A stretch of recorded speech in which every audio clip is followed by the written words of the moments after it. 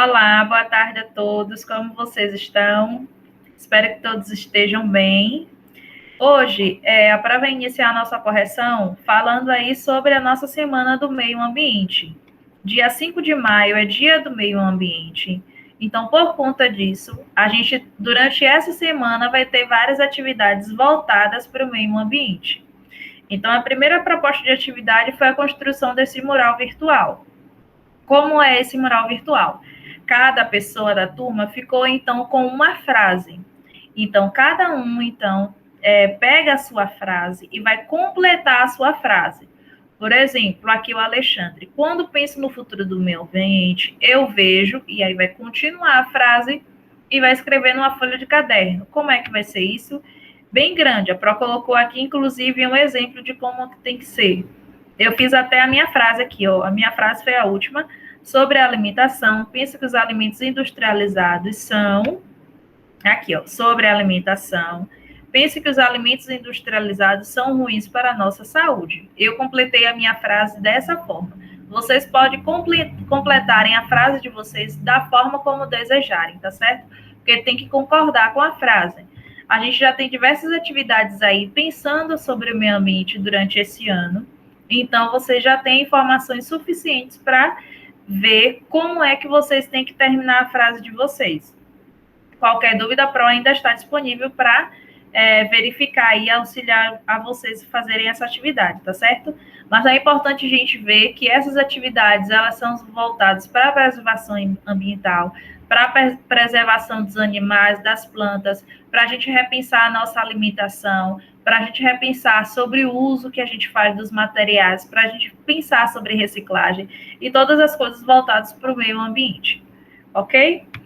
Vamos lá, então, dando continuidade à correção, a gente vai para a correção de geografia. Em geografia, a gente viu aí uma retomada de diversos assuntos que a gente viu durante essa unidade. É praticamente um resumo. Essa primeira questão, ela vai falar sobre as manifestações culturais, que elas são resultados, então, da mistura dos povos. Quem são esses povos? Os principais povos que fizeram, então, a miscigenação acontecer. A africana, a indígena e a dos imigrantes, que nesse caso a gente tem os portugueses, os italianos, os chineses e tantos outros. Então, a mistura desse povo faz com que ocorram festividades que são partes, então, dessa herança cultural. Então, aqui está perguntando que festa você gosta de comemorar com a sua família, que é uma resposta pessoal. Eu, particularmente, amo Carnaval e amo muito São João. São duas festas que eu amo muito, porque é um momento de felicidade, de animação, de concentração de energias. É um momento que a gente fica com as nossas familiares. Eu amo muito. E Natal também é uma festa que eu amo muito. Quais são as origens dessas festas? O carnaval, ele tem a origem, ele foi migrada, na verdade, de outros países, mas quando ele foi reinventado, no caso, por exemplo, do Carnaval de Salvador, né, foi implementado ao Carnaval de Salvador a guitarra elétrica, né, que é um marcante do carnaval, que em outras localidades não tinha. Então, os primeiros que inventaram o carnaval em Salvador, eles colocaram a guitarra elétrica e com a guitarra elétrica eles passearam pela cidade. E aí foram, então, juntando pessoas atrás, então, desse carro, que, então, foi intitulado Trio Elétrico. E, a partir disso aí, começou, então, as festividades acontecendo todo ano, todo esse costume, e que se transformou atualmente no carnaval, com aqueles trios elétricos gigantes e que acontece durante o período de 7 dias. Tá certo? Então, está pedindo para vocês perguntarem aos familiares como descobriu, e aí vai de acordo com a festa que vocês escolheram. Aqui está perguntando sobre a questão das características que estão presentes em suas famílias a partir desse texto. Está falando das famílias africanas, né? Das características que tinham essa população, da contação de história, dos seus costumes. Então, isso vai também de acordo com as identidades de vocês. Como devemos nos comportar em relação ao tipo de estranhamento? Cada povo tem seu costume, alguns parecem estranhos, não têm a mesma origem. Cada população, ele tem uma identidade, ele tem uma cultura, ele tem uma forma de ser. A população de origem africana tem uma, a população indígena tem outra, a população que vem a partir dos imigrantes tem outra. Então, Cada um tem a sua identidade, sua forma de ser, sua forma de pensar, os seus costumes. O que a gente tem que fazer? Respeitar. Cada um tem um jeito de ser, a gente tem que respeitar. Se desejar conhecer, a gente conhece, e a gente simplesmente o quê? Respeita. Cada um tem um jeito de ser, a gente precisa respeitar os costumes sem estranhamento, porque se a gente for para qualquer lugar do mundo, a gente vai ver que existem culturas diversas e a gente não pode julgar, a gente tem que respeitar, tá certo? Aí tem uma charge do lado que fala assim: gostou da minha camiseta? É a marca do maior herói que existe. Só já sei, o Zorro? Não, tô falando de herói de verdade, que é então Zumbi. Quem foi então Zumbi? A Pro então trouxe aqui uma pesquisa para a gente saber quem foi Zumbi, tá? Zumbi, ele nasceu então no Quilombo dos Palmares, que foi um quilombo extremamente importante, responsável pelas fugas dos negros africanos. A gente viu aí sobre a questão na atividade de geografia, sobre a questão da abolição da escravatura, que ela ocorreu também a partir das lutas desses negros africanos. E como eles se organizavam?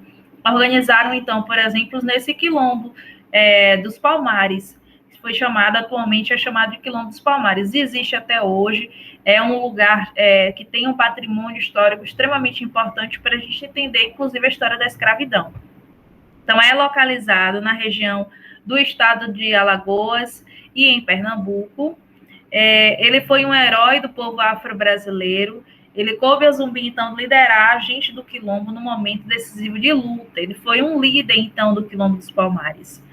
Símbolo de resistência e dominação, o Zumbi dos Palmares é referência a legado de tantas gerações africanas trazidas ao Brasil, quanto seus descendentes afro-brasileiros.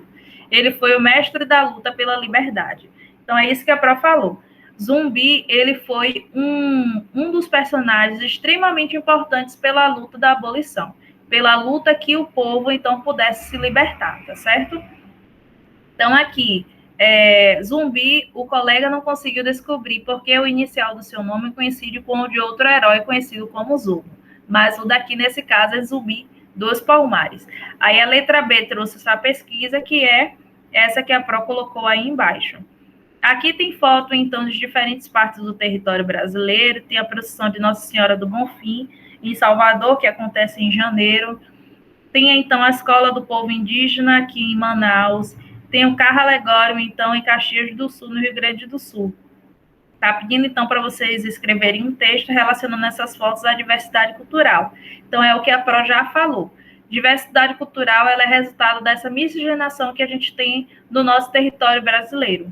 A gente precisa conhecer e respeitar, sem fazer qualquer tipo de julgamento, tá certo?